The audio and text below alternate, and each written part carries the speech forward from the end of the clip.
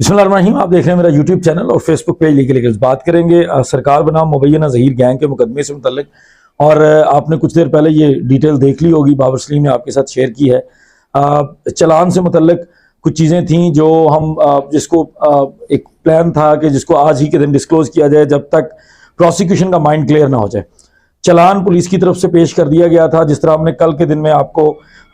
एक live session के अंदर ये बताया था कि चलान पुलिस अदालत में नहीं देती होती, पहले प्रोसिक्यूटर को सबमिट किया जाता है, प्रोसिक्यूशन डिपार्टमेंट को दिया जाता है और प्रोसिक्यूशन के पास करने के बाद अगर प्रोसिक्यूशन समझती है कि ये चलान इस काबिल है कि इसको अदालत के अंदर भेजा जाना चाहिए, वो स्क्रूटनाइज करते हैं। उसकी स्क्रूटनी के बाद अगर उसके अंदर उनको कोई एतराज ना हो तो वो चलान अदालत में जमा करवा दिया जाता है और उसके ऊपर मुकदमा चलता है। लेकिन बुध वाले दिन जब ये चलान पुलिस ने पेश किया तो एग्जैक्टली वो प्रोग्रेस रिपोर्ट थी जिस तरह हम पहले जिक्र कर रहे थे मुख्तलिफ वीलॉग्स के अंदर कि ये बिल्कुल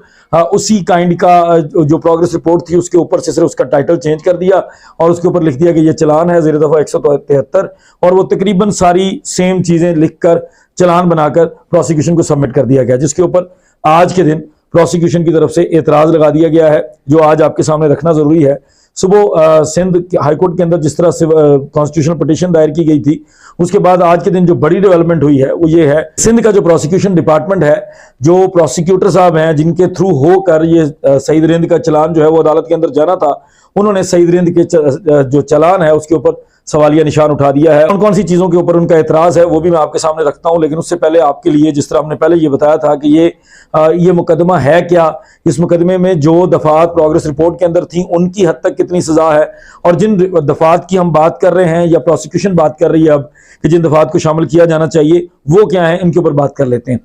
जो प्रोग्रेस रिपोर्ट के अंदर 3 तरह की दफात नजर आई थी, जो अगवा की थी, बच्ची को इधर उधर छुपाने वाली थी, और 2 और थी जिसमें सिंध चाइल्ड मैरिज था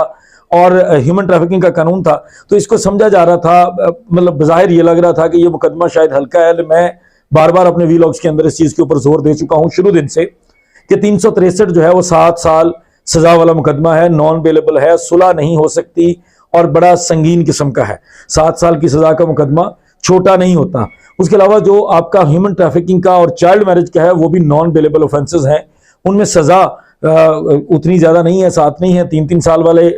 उस कैटेगरी के अंदर फॉल करते हैं, लेकिन वो भी बहरहाल संगीन किस्म के जराइम के अंदर आते हैं। जो दफात निकाली गई थी जिनके अंदर 2 मेन दफात शामिल हैं, 364A और 375V। 375V रेप से मुतल्लिक है, डायरेक्टली ये रेप से कंसर्न करता है। इसके अंदर 16 साल से कम उम्र बच्ची के साथ अगर उसकी मर्जी या मर्जी के बगैर बदफेली की जाए तो वो रेप के ज़मरे में आता है, वो 375V कह रहा है। और वो पहले लग चुकी थी 28 तारीख की प्रोग्रेस रिपोर्ट में, लेकिन सईद रिंद ने उसको निकालने की एक कोशिश की और उसके बाद उसको चलान के अंदर से भी निकाल दिया, जिस पर आज एतराज़ लगा दिया गया है। 364A अगवा का वो अगवाकारी के लिए साथ उसके ये सबब होना चाहिए कि बच्ची को एक तो 14 साल से कम उम्र बच्ची होनी चाहिए अगवा का, जिसको अगवा किया जा रहा है, मगविया।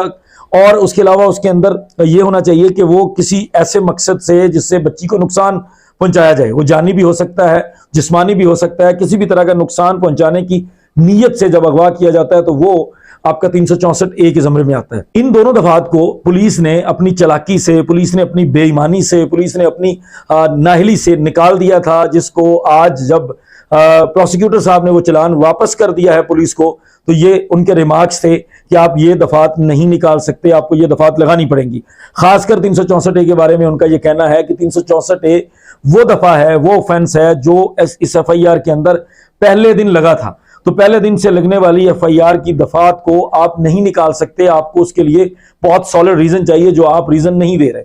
उसके बाद जो एक बड़ा मेन एतराज है, जो आप सब लोगों का बड़ा कंसर्न था, राय खुरम नामी एक वकील थे जिन्होंने इनको फैसिलिटेट किया था, जो इनके बहुत अरसा वकील रहे और जिन्होंने इनको निकाह के अंदर, उससे पहले उसके बाद निकाह के बाद के जो इनके सारे सफर थे उसके अंदर लॉजिस्टिक सपोर्ट दी, इनके साथ कनाइवेंस के अंदर कुछ और कोलैबोरेशन के अंदर कुछ और वकला थे जो KPK से बिलोंग करते थे। तो वो एक जो इनकी वकला की टीम थी जिन्होंने इनको फैसिलिटेट किया था, जिन्होंने इनको सपोर्ट किया था इनके इस जुर्म के अंदर, उनको निकालने के लिए पुलिस ने एक बड़ा ही लेम किस्म का एक्सक्यूज दिया था जो प्रोग्रेस रिपोर्ट के अंदर था। और अब वो इन्होंने चलान के अंदर भी दे दिया कि राय खुरम नामी जो वकील साहब हैं, चूंकि उनके कवायद हमारे पास दस्तयाब नहीं है, वो जुर्म के अंदर बराबर के शरीक हैं, उन्होंने इनको फैसिलिटेट किया है उन्होंने इनको बहुत सपोर्ट किया है, पूरी एयानत की है, लेकिन चूंकि हमारे पास उनके कवायफ मौजूद नहीं है, हमारे पास उनके वेयर अबाउट्स नहीं है, तो इसलिए हम उनको निकाल रहे हैं। जिसके ऊपर प्रोसिक्यूशन ने यह एतराज लगाया है कि भाईजान एक वकील की डिटेल लेने के लिए तो वो तो उसकी पिटीशन से भी निकल आती है, लेकिन आप बार काउंसिल को सिर्फ एक खत लिखकर उसकी सारी डिटेल ले सकते थे। तो ये लेम बात है, इसको अवाम नहीं मानेगी, इसको कानून नहीं मानेगा, इसको अदालत नहीं मानेगी, इसको मुदई नहीं मानेगा, इसको प्रोसिक्यूशन नहीं मानेगी। लिहाजा इसको ले जाएं और दोबारा तब्दील करके लाएं और लिखें कि या तो आप हमें सेटिस्फाई कर दें कि ये रीजन हो सकती है, अगर ये रीजन नहीं हो सकती तो उनको शामिल करें, इसके अंदर उनका नाम आना चाहिए। उसके बाद जितनी दफात के बारे में जो बार बार ये लोग उसके अंदर जो लेम किस्म की रीजंस दे रहे हैं कि हम ये दफा इसलिए नहीं लिख सकते, ये दफा इसलिए नहीं लिख सकते, इसके ऊपर प्रोसिक्यूशन ने अपना स्क्रूटनी नोट लगा दिया है, एतराजी नोट लगा दिया है और उन्होंने ये कह दिया है कि भाईजान ये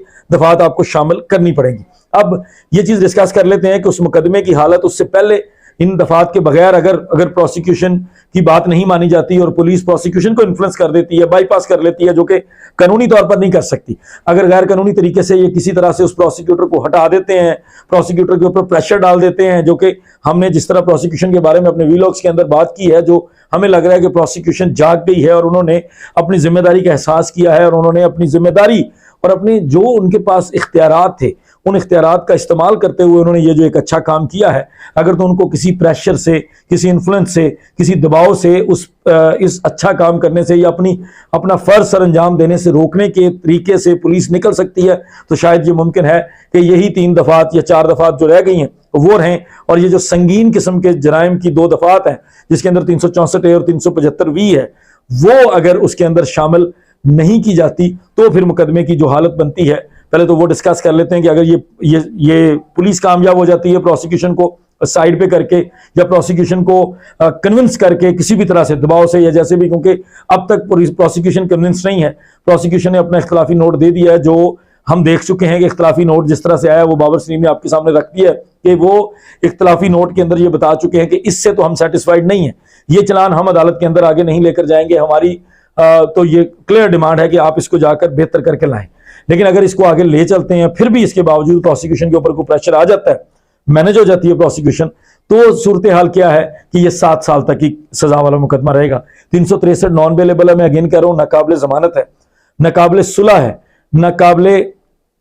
उसके अंदर जो है वो जान नहीं छूट सकती जल्दी, कोर्ट ऑफ सेशन या फर्स्ट क्लास मैजिस्ट्रेट उसको ट्रायल करेगा। उसके अलावा 368 अच्छा ऑफेंस है, वो इनको नुकसान पहुंचाएगा। चाइल्ड मैरिज का ऑफेंस है वो नॉन बेलेबल है, ह्यूमन ट्रैफिकिंग का है वो नॉन बेलेबल है, उसके अंदर से भी इनकी जान नहीं छूटेगी। लेकिन अगर ये 364A और 375 लग जाती है तो जो केस की सिचुएशन बन जाती है वो मैं आपको बड़ा मुख्तसर बता देता हूं कि 375V लगने से उम्र कैद तक की सजा के चांसेस बन जाएंगे। उम्र कैद की जब सजा बनेगी तो फिर ये नॉर्मल ऑफेंस नहीं रहेगा, फिर इनके लिए ये आसान मुकदमा नहीं रहेगा इस मुबैना ज़हीर गैंग के लिए। लेकिन और 364A अगर ऐड कर दिया जाता है, अगवा पहले भी साबित हो रहा है लेकिन अगवा के साथ मजीद संगीनी आ जाएगी, अगवा का जो ऑफेंस है वो मजीद स्ट्रांग हो जाएगा अगर ये दोनों चीजें लग जाती हैं। अब देखना यह है कि पुलिस अगर प्रोसिक्यूशन को कन्विंस करती है या दबाव में लाती है तो क्या सूरत हाल बनती है। अब तक की सिचुएशन ये है कि प्रोसिक्यूशन ने हाथ खड़े कर दिए हैं, प्रोसिक्यूशन तक अवाम के जज्बात और जो कानून वाली बात है वो पहुंच चुकी है